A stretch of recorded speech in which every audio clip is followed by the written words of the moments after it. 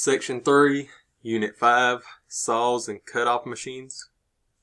Introduction. Grinding machines cut off metal with abrasives and pressure. Abrasive wheel, disc, or belt. Offhand, ground materials held in the hand.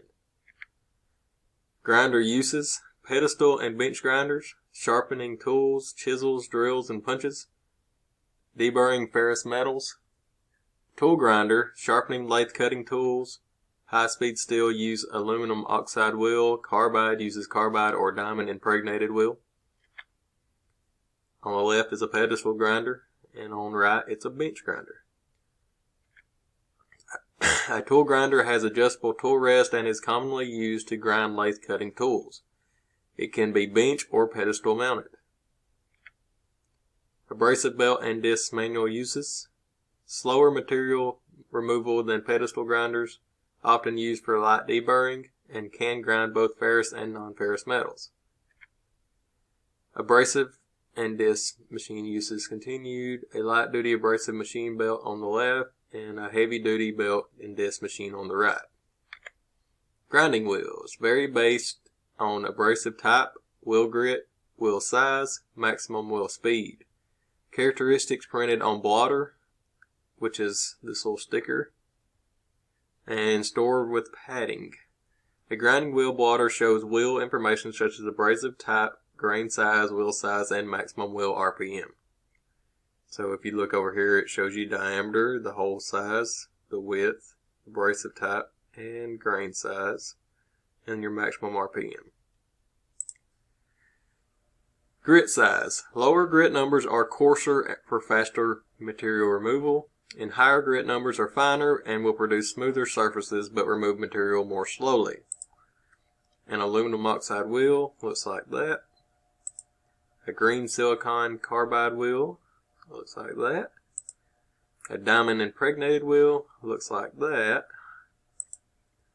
A grinding wheel manufacturer may allow use of a reducing bushing to mount wheel on a slightly smaller machine arbor. Pedestal grinder setup.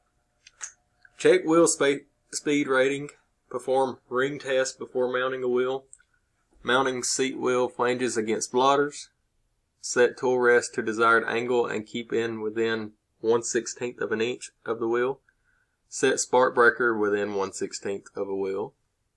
And dress wheel before use. The major parts of a typical pedestal grinder. So you got the spark breakers, the actual grinding wheels, the tool rest, the electric motor, the switch, the base, the guard, and a coolant tank. Suspend a grinding wheel and lightly tap with a non-metallic object to perform a ring test. A clear ringing indicates that the wheel is sound, and a dull sound means the wheel is damaged, and you should not be mounted on a grinder. The wheel flanges of a pedestal grinder distribute the clamping pressure evenly on the wheel. Always use a blotter on each side of the wheel between the flange and the wheel. A piece of wood may be needed to keep the wheels from spinning when loosening or tightening the nuts that secure the wheel flanges. Keep the clearance between the tool rest and the wheel within 1/16 of an inch. Always wait until the wheel has completely stopped before making adjustments. The spark breaker should also be adjusted within 1/16 of an inch off the grinding wheel. Always wait until the wheel is completely stopped before making adjustments. To dress a grinding wheel, place the wheel dresser on the top of the tool rest and lift the handle upward to make contact with the wheel. Then slide the dresser from side to side on the tool rest to dress the periphery of the wheel. Always wear a face shield when dressing grinding wheels. A loaded wheel results from grinding soft metals. Note the pieces of material embedded in the wheel. A glazed wheel results from grinding very hard materials. Note the shiny appearance of the wheel compared to the sharp wheel. Check tool rest and spark breaker. Stand to the side. Use moderate speed and cool part if needed. Grind only on the wheel face and dress worn or glazed or loaded wheels.